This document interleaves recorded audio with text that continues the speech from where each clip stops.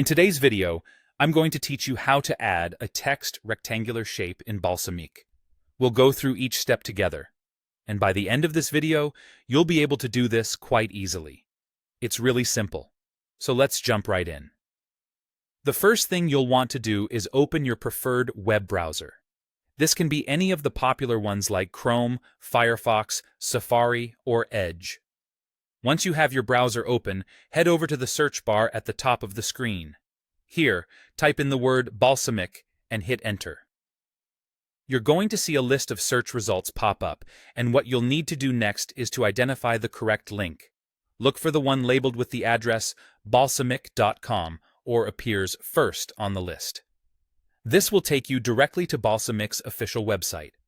Once you're on the Balsamiq homepage, your next step is to log in. You should see a button labeled Log In somewhere near the top right corner of the page. Go ahead and click on it. Now, you'll be prompted to enter your login details, which include your username or email and your password. Enter these credentials as you normally would to access your account. If you don't have an account, you may need to create one to proceed. With Balsamiq successfully opened, it's time to focus on adding a text rectangular shape. This part is quite straightforward. On your keyboard, locate and hold down the T key. This is the shortcut that tells Balsamiq you want to add a text element. Keep holding it down. It's preparing your canvas for a text input. Now, while you're holding the T key, move your cursor over to the canvas area.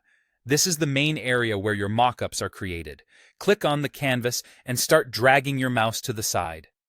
As you do this, you'll notice a block of text forming on the screen.